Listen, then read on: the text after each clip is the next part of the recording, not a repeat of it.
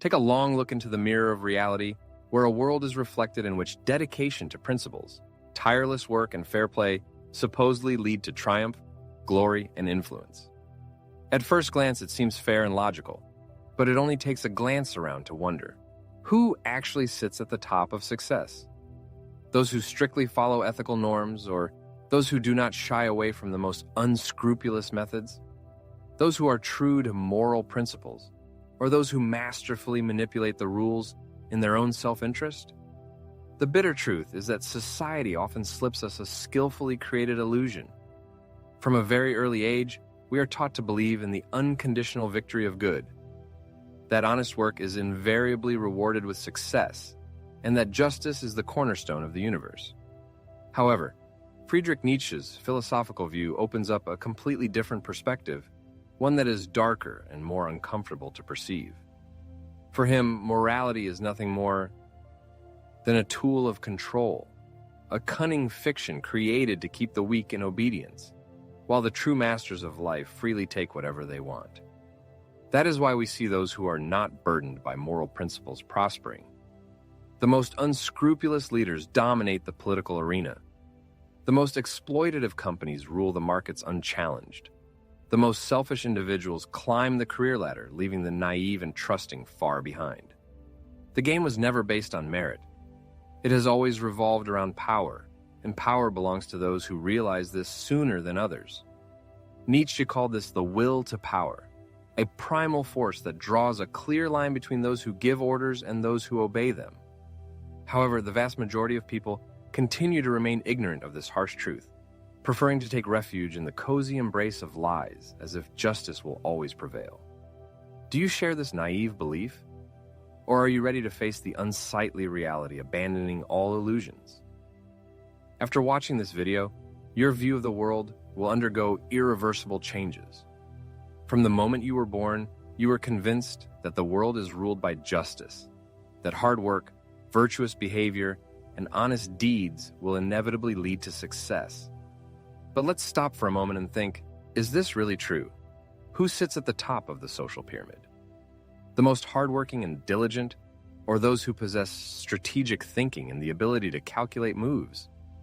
The most fair and honest, or those who do not shy away from manipulation and deception to achieve their goals?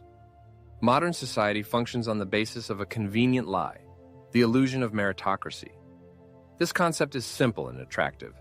Those who do the right thing, follow the rules, and work honestly will ultimately be rewarded accordingly. However, the philosopher Nietzsche viewed this belief as nothing more than an illusion designed to keep the weak in obedience and the strong under control. Genuine history shows that it was written not by the most just, but by the most relentless and ruthless.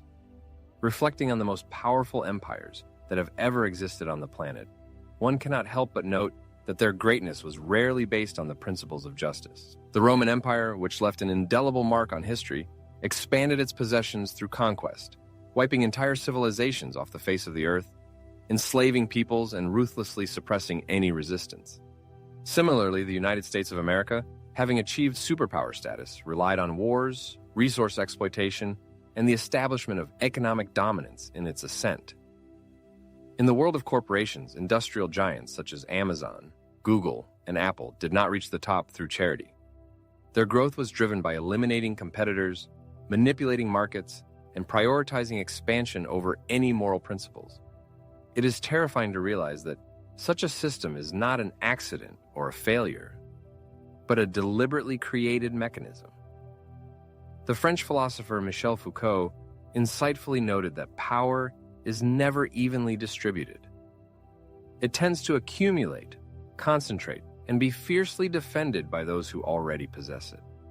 The idea of a fair world, where success is the result of kindness and hard work, is a convenient myth designed to keep people in obedience. It is a sophisticated way to prevent rebellion against those who truly control the game.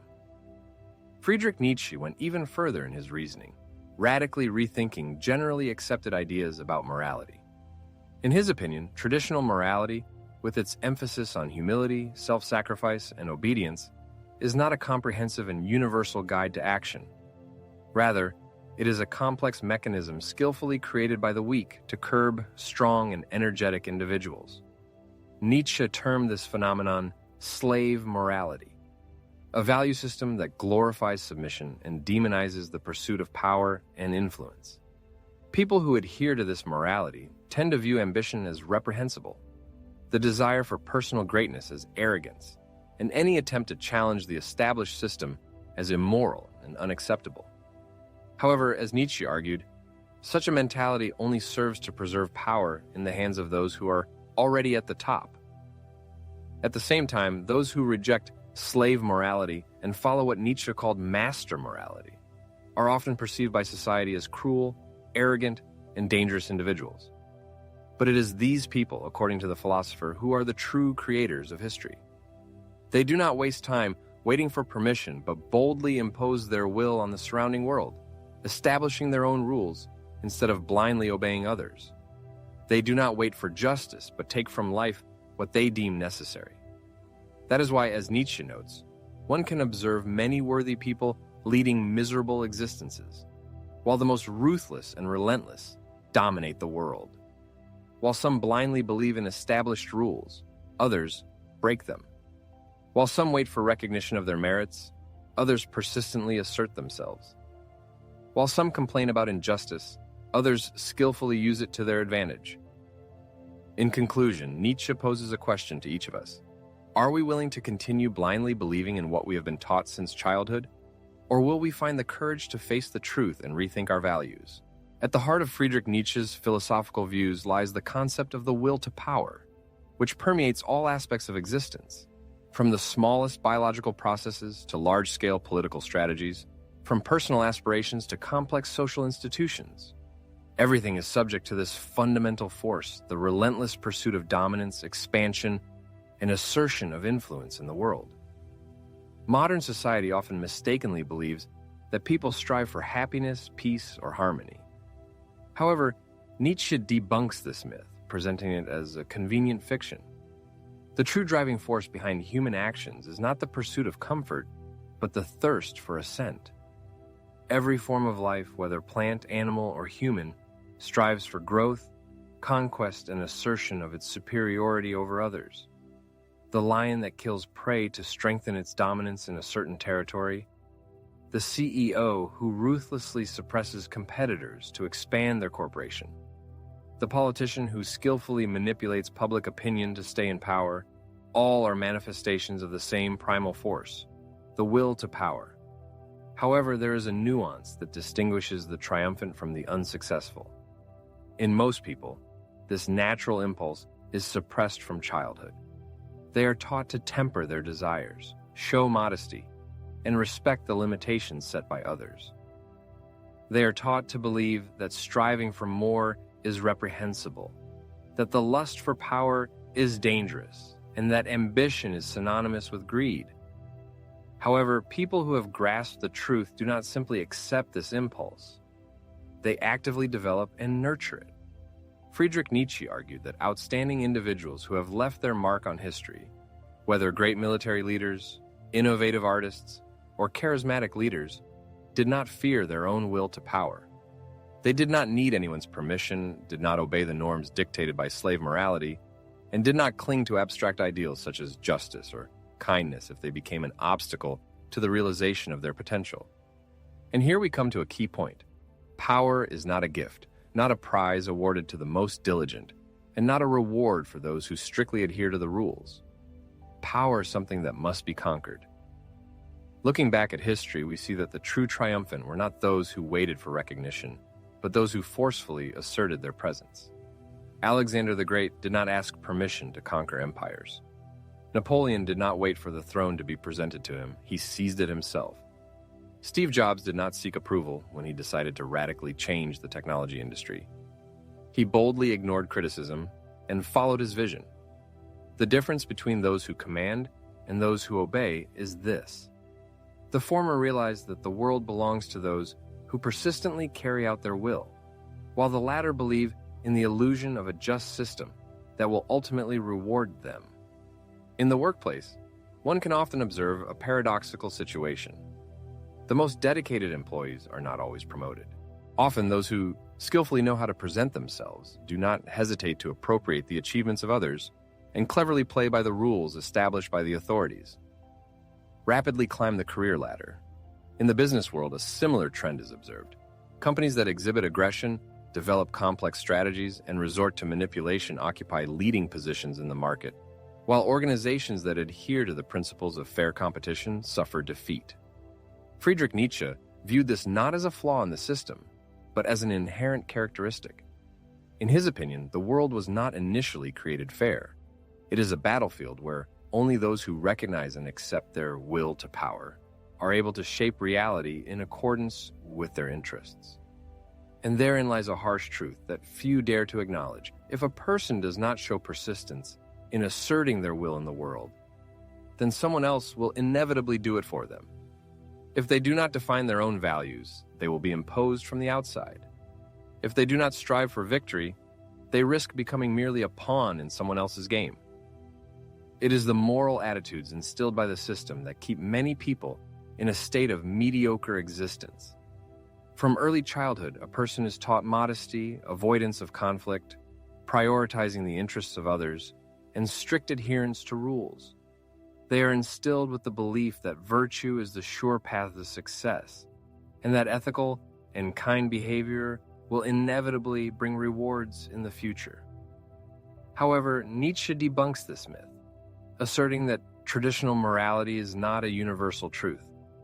Society operates a complex control mechanism designed to keep the weak in obedience and the strong within permissible limits. Consider, who established the rules according to which striving for more is considered reprehensible? Who decided that ambition is a manifestation of egoism and the thirst for power is something evil? The answer is obvious. Those who are already at the top of the social hierarchy. The moral principles that dominate society represent what the philosopher Friedrich Nietzsche called slave morality. This morality praises submission, obedience, and the rejection of one's own interests. It asserts that peacefulness is a virtue, enduring life's hardships is a sign of strength of spirit, and rejecting the pursuit of power is an indicator of spiritual development. But who really benefits from these moral attitudes? Obviously, not those who follow them. The harsh truth is that this morality was created by the weak to protect themselves from the strong. People who do not possess power fear those who do, so they create an ideology that demonizes anyone who strives for elevation. For centuries, religious leaders have preached humility as a virtue, sacrifice as nobility, and silent acceptance of suffering as a path to salvation. At the same time, they themselves often live in luxury and control the minds of millions of people. Governments proclaim the principles of justice and equality, but are the first to manipulate laws to preserve their own power. In contrast to this mentality, Nietzsche put forward the concept of master morality, the morality of the strong, those who shape the world, who are not afraid to recognize and realize their desires. For those who adhere to this morality, ambition is not something to be suppressed, but a powerful incentive for development. The pursuit of growth and domination is not a shameful phenomenon, but the very essence of life. Such people live not to please others, but to expand their own power and influence. Let us turn to history and recall the great people who changed the world. Were these those who reconciled themselves to the rules imposed by society, or those who dared to challenge accepted norms? Julius Caesar did not submit to the restrictions imposed by the Roman Senate, but destroyed it and became a dictator. Napoleon was not content with the position of a simple army officer, but seized power and redrew the map of Europe. Steve Jobs did not accept existing standards in the field of technology, but imposed his vision and redefined an entire industry. The problem is that, growing up in an environment steeped in slave morality, a person often does not realize how much it limits their life. They feel guilty for striving for more, consider the desire for power reprehensible, and are afraid of appearing arrogant by standing out from the crowd. From childhood, they have been instilled with the belief that being good means belittling oneself, obeying, and being content with little. However, Friedrich Nietzsche saw in such behavior nothing more than a manifestation of illness. The philosopher was convinced that humanity must persistently strive to unlock its highest potential, freeing itself from the shackles imposed by oppressive morality and accepting its true essence. If there is a fatal weakness that prevents most people from gaining power, it is undoubtedly the inability to control their emotional impulses. The vast majority of individuals act impulsively, instinctively reacting to provocations and naively clinging to romantic notions of what the world should be like. Nietzsche, however, regarded this as a manifestation of weakness. In his view, those who have succeeded in the game of power are first and foremost those who have managed to control themselves before attempting to subdue the world around them. One need only look to history to see this. The most influential figures were by no means the fairest or the smartest, but those who possessed strategic thinking. While the majority of people waste their energy on fruitless attempts to convince others of their rightness, true victors prefer to observe, analyze, and act only when ideal circumstances arise. The problem most people face is confusing strength with impulsiveness. They mistakenly believe that being strong means reacting immediately to any attack, responding to every provocation, and engaging in every battle. However, that is precisely how the weak behave. True strategists approach the selection of their battles with wisdom and prudence. They are acutely aware that every action should serve a specific purpose and that wasting energy on pointless conflicts is tantamount to self-sabotage. Nietzsche deeply understood that power lies in the hands of those who skillfully manipulate human psychology. Most people are predictable in their reactions. They respond with anger to anger, fear to fear, and under the pressure of despair, they commit rash acts. Those who have mastered the art of power, however, act in the opposite way. They use patience as a formidable weapon, calmness as a reliable shield, and silence as an effective tool of control. Historical annals contain examples where the ascent to the heights of power was due to the ability to win the hearts of the masses.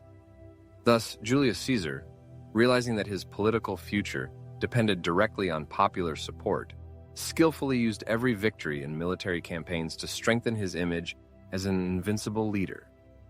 He did not waste precious time on fruitless debates or attempts to justify his actions, preferring to let the results of his deeds speak for themselves. In situations where political opponents assailed him with criticism, Caesar showed restraint and did not succumb to impulsive reactions. Instead, he waited, skillfully bided his time, forged strategically important alliances, and when the most opportune moment arrived, struck a crushing blow against his adversaries, annihilating them in one fell swoop. In the modern world, this logic remains unchanged. The most successful CEOs are not those who work tirelessly, but those who possess strategic thinking and a clear understanding of what, when, and how to act, and who also know when to adopt a wait-and-see approach. The most influential people are not those whose voices are the loudest, but those who prefer to speak less and observe more. This is precisely the mistake most people make. They waste their energy trying to prove something to others. True power lies not in convincing others of one's might, but in making them feel that power without a single word. Nietzsche viewed this issue as an aspect of personal mastery. Those who can control their own emotions gain the ability to manage the reactions of others. People who are impervious to insults, provocations, or attacks have a significant advantage because they can turn the frustration of their opponents into their weakness. This is the great lesson in the game of power. The one who remains calm while others lose their composure wins. While the majority acts on impulse, true masters of the game patiently wait, observe the unfolding of events, and strike at the most opportune moment. If power were merely about domination and strategic planning, ruthlessness would be enough to ensure perpetual success. However, history shows that those who reach the pinnacles of power often suffer the most devastating fall. The very factors that led them to victory ultimately become the cause of their demise. Nietzsche saw this as an inevitable cycle for those who fail to find a balance between strength and wisdom. History knows many examples of the rise and fall of those who seemed invulnerable. Take, for example, Gaius Julius Caesar, whose political acumen and skillful maneuvering between allies and adversaries allowed him to subdue Rome. However, the Senate, over which he once dominated, eventually rebelled against him. Caesar fell at the hands of those who had previously supported him, including Marcus Junius Brutus, whom he considered his protege. His insatiable thirst for power and ruthlessness in achieving his goals created many enemies, which ultimately led to his tragic end. A similar fate befell Napoleon Bonaparte. His rapid conquests in Europe, backed by innovative military strategies, seemed like a triumphal procession. But excessive ambition clouded his mind, depriving him of a sense of proportion. Ignoring warnings about harsh Russian winters and fierce resistance, he invaded Russia, a fatal mistake. His insatiable thirst for new territories led to his downfall.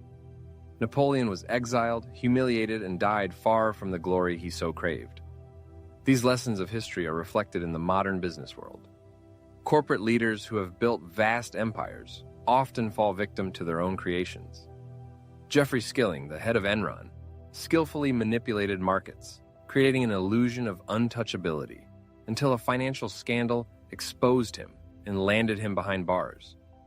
Elizabeth Holmes, the founder of Theranos, promised a revolution in medicine, but her pursuit of dominance led to the falsification of results, ultimately resulting in the company's collapse. The conclusion is clear.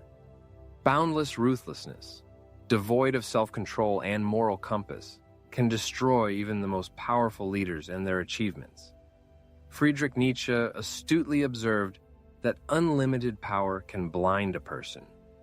Confidence in one's inviolability, in superiority over established norms, and in the invincibility of one's position deprives a ruler of the ability to adequately assess the surrounding reality and foresee potential threats. Intoxicated by permissiveness, he begins to commit reckless acts that he would never have dared to do before, underestimates potential adversaries, and, without realizing it, breeds enemies. Enlightenment comes too late, when it is no longer possible to rectify the situation. However, the philosopher also points to a way to avoid such a fate: the ability to maintain balance. A true ruler is distinguished not only by strength but also by wisdom. He realizes that triumph is only part of a complex game. It is important not only to win but also to stop in time, to strengthen one's position instead of recklessly expanding the boundaries of influence, to be able to distinguish enemies who must be destroyed from those who can be turned into allies. Fall awaits those who identify power with invincibility, who, rising, allow pride to blind them. It should be remembered that the world is far from fairy tale notions where virtue always triumphs. Power does not favor kindness. It prefers strategic thinking, courage, and the ability to play by the established rules and, if necessary, rewrite them. But does ascending to the top require abandoning moral principles, turning into a ruthless despot? Many fall into this dangerous trap because power, perceived solely as a tool, has a devastating effect on a person. Friedrich Nietzsche did not call for blind tyranny. He saw power as an instrument of transformation, as a way to pave one's own path, avoiding the slavery of greed and destruction.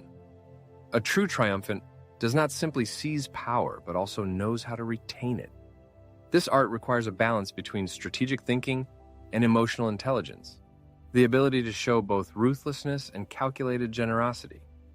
It is important to understand when to attack and when to retreat, when to silence enemies and when to turn them into allies.